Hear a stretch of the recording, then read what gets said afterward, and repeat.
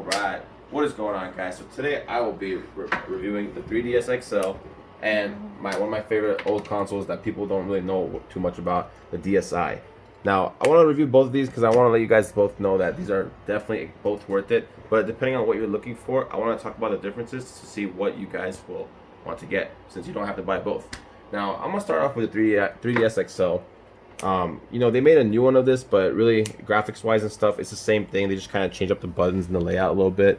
Now, mine's one of the classic ones. It's the NES edition, the regular Nintendo. As you can see, it's like a controller on the front. And for some reason, these are getting more rare now, more expensive online. I see them on eBay going for $300-$400 or more. Now, I want to talk about, mostly the games, obviously, because that's what, people are looking for. When it comes to the graphics and the games, obviously 3DS and 3DS XL are more superior than DSi. But, it depends on what you're looking for. So, I'm going to put this down for a second. We're going to talk a little bit about the DSi. Now, first off, when you look at it, I love this beautiful color. It's like a lime green or yellow color.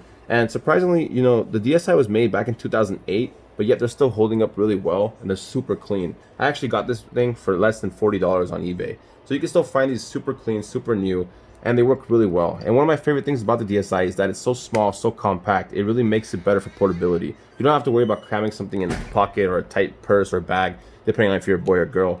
And again, it's so compact and so small that, you can really take it with you anywhere you want. And because that it's smaller and has a smaller screen, the battery actually lasts longer than the 3DS XL. Also, because the games consume less graphics, it takes up less power. So you can actually play longer on those long road trips with your boring family. You don't want to be there, blah, blah, blah. Also, one of the most amazing things that I love about the DS and DSi is that you can get these carts and they can hold over 200 games. And I got this for, again, about 20 bucks online. And it's super cheap, and you can even add your own games. I have another video showing you how to do that if you guys want to check it out on my channel. Again, they're both really well and really good consoles. You can't really go wrong with either one. It just depends on what you're looking for. So when it comes to games, unfortunately, the DS and DSi, the graphics are not very good. I can show you guys different examples. It's mostly RPG games. But a lot of them are like anime games like Final Fantasy, Naruto, Dragon Ball Z. They're not going to be like your super nice high-def graphics that you see on the PS Vita or the 3DS. And unfortunately, I do want to be honest and talk a little bit about the bad points about the DSi. So I'm going to show you guys a Naruto game that was sadly kind of disappointing. So yeah, this thing has a bunch of games on it, over 200. You can get carts with 500 games already built in, but I want to show you, unfortunately, a very disappointing game. It's called Naruto Ninja Destiny. Now, perhaps if they put it on the 3DS, it would have done a lot better because again, the graphics are much more superior. But as you can see, this is the type of graphics you didn't get with most games, with the exception of Mario, because Mario Kart and Super Mario 64 DS looks very well. But most games look like this, and characters look very blurry. So I still think they did very well for how limited the graphics was. I think the gameplay was still pretty good, but ultimately, I don't know if people want to play games like this, So yeah. It's not too horrible, but nowadays it's very outdated, So yeah. Anyway, yeah, most games look like that, It's not too bad. But again, if you look at games like on the 3DS, games look very HD.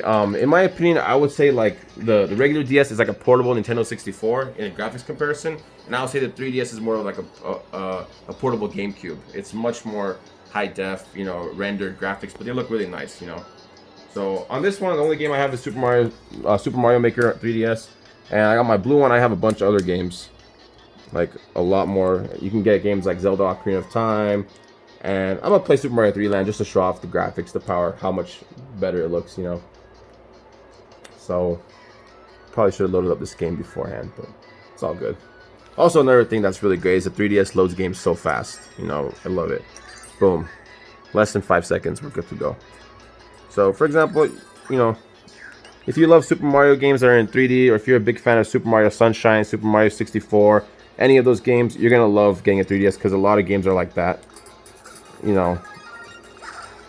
It's just so smooth and so fun, And the best part of 3DS, it also plays regular DS games as well. So, you can't really go wrong with it. You get the best of both worlds on one. But if you want to save some money and get something a little bit older but still has some classic games, you can definitely go ahead and pick up a DS like this. You know, again, for less than 40 bucks. The 3DS will probably range anywhere between 100 to 180 depending on which model you get. Also, if you get the newer ones, like the new 2DS XL or the new 3DS XL, it's going to be a little bit more expensive just because it's newer and has some features that you really don't need, you know. But again, you can't really go wrong with either one. They're both exceptional, really great consoles. And if you guys have any questions, let me know. Let me know what you guys think in the comments down below. And thanks for watching. Make sure to like, comment, subscribe. See you later, guys.